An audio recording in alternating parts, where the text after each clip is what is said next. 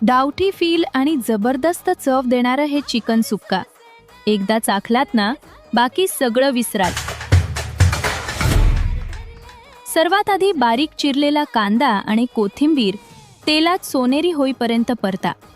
आता हळद टाकून सुगंध येऊ द्या आणि त्यातच चिकन घालून हलक्या हातानं कोट करा. पाणी न घालता चिकनचं स्वतःचं पाणी सुटू द्या. मग थोडंसं पाणी टाकून कुकरमध्ये ते मऊ होईपर्यंत शिजवा.